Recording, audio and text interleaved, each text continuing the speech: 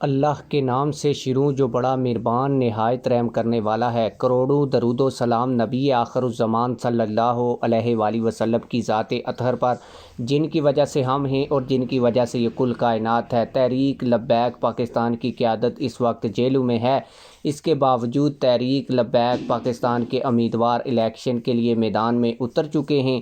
گلگت بلتستان میں بھی الیکشن ہونے جا رہا ہے۔ تحریک لبیک پاکستان کے وہاں پر نامزد امیدوار کتنے ہیں؟ اس کے علاوہ آزاد کشمیر کے اندر بھی جنرل الیکشن ہونے جا رہا ہے۔ آزاد کشمیر کے اندر تحریک لبیک پاکستان کی پوزیشن کیا ہے؟ کیا تحریک لبیک پاکستان کی کمپین ریلیاں وغیرہ شروع ہو گئی ہیں؟ یہ آج کی اس ویڈیو میں آپ لوگوں کو تفصیل کے ساتھ بتاؤں گا، اور یہ بھی بتاؤں گا کہ موجودہ حالات کے بعد تحریک لبیک پاکستان کی الیکشن میں پوزیشن کیا نظر آ رہی ہے۔ لیکن ویڈیو شروع کرنے سے پہلے آپ لوگوں سے یہی گزارش ہے کہ ویڈیو کو لائک کریں، چینل سبسکرائب کریں، تاکہ ہماری ہر نئی آنے والی ویڈیو آپ لوگوں کو بر وقت ملتی رہے۔ گلگت بلتستان میں تحریک لبیک پاکستان کے نامزد امیدوار صرف ایک ہیں، جن کو کرین کا نشان الاٹ ہوا ہے۔ اس کے علاوہ تحریک لبیک پاکستان کے حمایت یافتہ ایک اور امیدوار بھی وہاں پر موجود ہیں، تاہم وہ آزاد امیدوار کے طور پر الیکشن لڑ رہے ہیں۔ گلگت بلتستان میں تحریک لبیک پاکستان کے جو نامزد امیدوار ہیں، انہوں نے بڑے اچھے طریقے سے تحریک لبیک پاکستان کی کمپین کی۔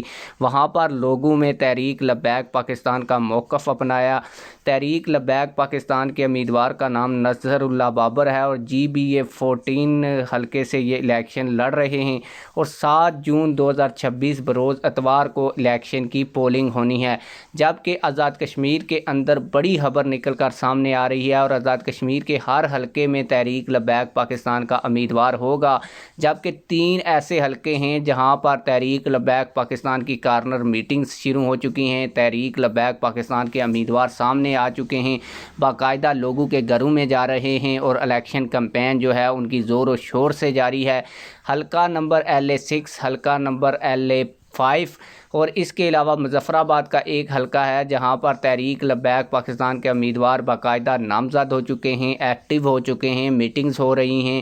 اس حوالے سے مزید جو اپڈیٹس آئیں گی وہ بھی آپ لوگوں کو بتاؤں گا۔ ابھی تک آزاد کشمیر الیکشن کا شیڈول نہیں آیا، تاہم آزاد کشمیر کے آئین میں یہ بات درج ہے کہ جیسی اسمبلی کی مدت پوری ہوتی ہے تو اس کے تقریباً 1.5 مہینے کے اندر دوبارہ الیکشن کروانے ہوتے ہیں۔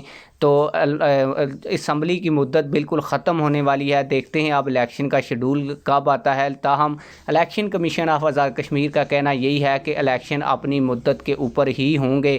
آپ لوگ اس حوالے سے کیا کہتے ہیں؟ کمنٹ سیکشن میں ہمیں اپنی رائے سے ضرور آگاہ کیجیے گا۔ ملتے ہیں کسی اور ویڈیو میں۔ اللہ حافظ۔